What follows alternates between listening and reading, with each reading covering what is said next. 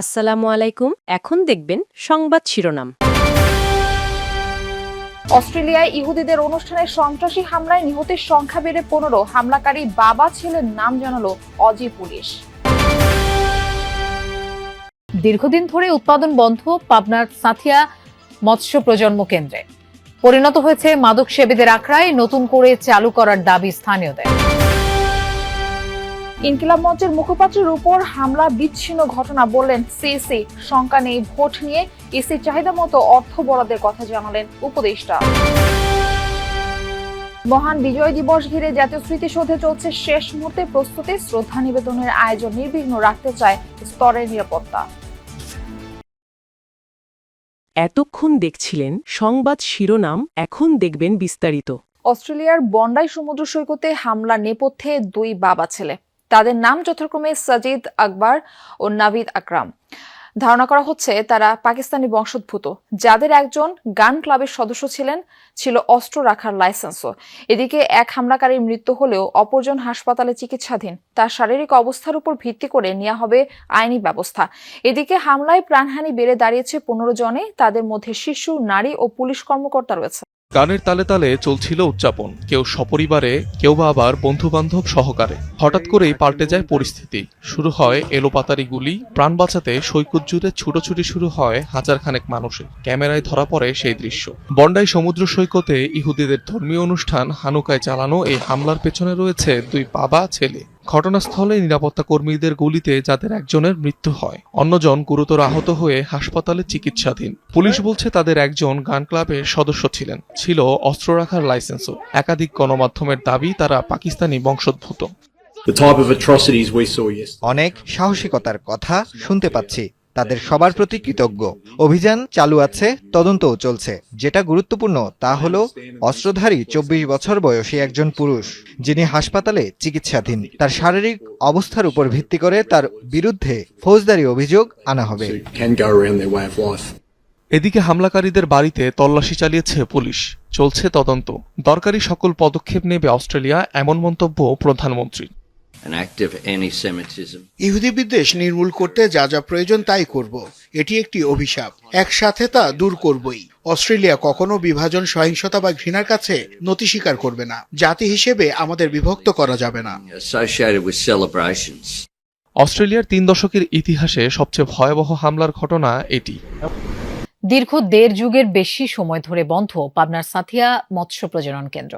প্রতিষ্ঠার পর থেকে প্রতি বছর হাজার হাজার কেজি মাছের পোনা উৎপাদন হলেও 2006 সালের পর জবরদখলে নেয় প্রভাবশালীরা। এরপর প্রায় থমকেই যায় মৎস্য প্রজনন কেন্দ্রটির কার্যক্রম। আওয়ামী লীগ সরকারের পতনের পর দখলমুক্ত হলেও স্থানটি পরিণত হয়েছে মাদক সেবীদের আখড়ায়। নতুন করে মৎস্য প্রজনন কেন্দ্রটি চালুর দাবি জানিয়েছে স্থানীয়রা।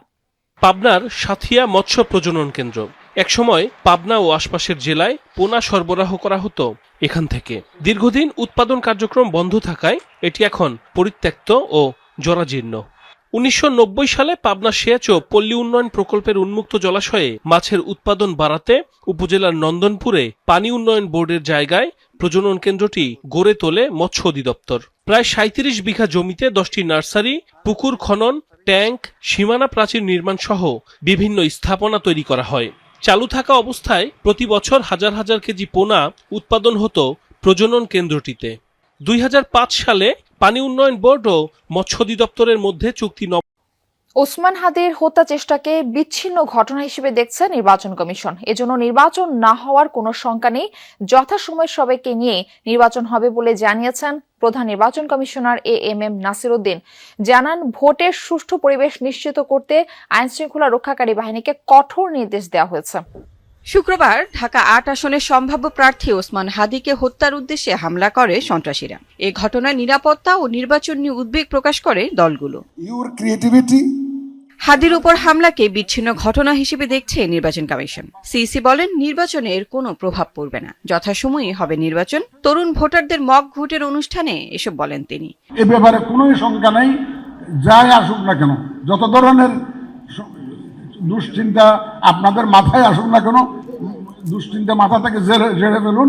সিসি বলেন, ইসির একার পক্ষে সুষ্ঠু, নিরপেক্ষ, বিশ্বাসযোগ্য নির্বাচন আয়োজন সম্ভব নয়। জানান, হাদির উপর হামলার ঘটনাকে গুরুত্ব দিয়ে আইনশৃঙ্খলা রক্ষাকারী বাহিনীকে আরও কঠোর হওয়ার নির্দেশনা দেওয়া হয়েছে। অবনতি হলো কোথায়? একটু মাঝে মধ্যে দুই একটা খুন খারাপি হয়, যে হাদির একটা ঘটনা হয়েছে, আমরা এগুলো বিচ্ছিন্ন ঘটনা বলে মনে করি। এই ধরনের ঘটনা তো সবসময় ছিল। ইলেকশন এই ধরনের ঘটনা হয় বাংলাদেশে, এগুলো নতুন কিছু না। সুতরাং আইন শৃঙ্খলা পরিস্থিতির বড় উন্নতি হয়েছে। আমরা 5ই আগস্ট 24-এর সাথে তুলনা করুন। মত প্রকাশের স্বাধীনতা নিশ্চিত, দুর্নীতির বিরুদ্ধে যাদের অবস্থান, এমন প্রার্থীকে বেছে নেওয়ার কথা জানান মক ভোটে অংশ নেওয়া তরুণরা। দুর্নীতি দেন হচ্ছে আজে বাজে কাজ যারা না করে, এরকম টাইপের মানুষ। সৎ প্রার্থীর যোগ্যতা, প্রার্থীর জনগণের জন্য কোন প্রার্থী কি অঙ্গীকারনামা দিচ্ছে সেটার উপর ডিপেন্ড করবে। আমাদের কথা ভাববে, দলীয় স্বার্থের ঊর্ধ্বে দেশের স্বার্থ চিন্তা করবে। আদিবাসীদের জীবনমান উন্নয়নের জন্য তারা কাজ করুক। কাল 16ই ডিসেম্বর মহান বিজয় দিবস। মুক্তিযুদ্ধে বীর শহীদদের স্মরণ করবে গোটা জাতি। শ্রদ্ধা আর ভালোবাসায় সিক্ত হতে পুরোপুরি প্রস্তুত সাভারের জাতীয় স্মৃতিসৌধ।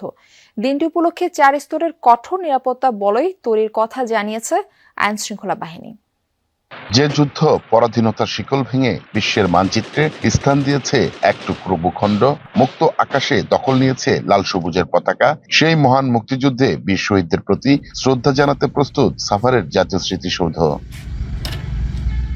মানুষের শ্রদ্ধা আর ভালোবাসায় মোড়ানো ফুলে ফুলে ভরে উঠবে স্মৃতিসৌধের শহীদ বেদি। এরই মধ্যে জাতীয় স্মৃতিসৌধকে ধুয়ে মুছে রং তুলির আঁচড়ে প্রস্তুত করা হয়েছে।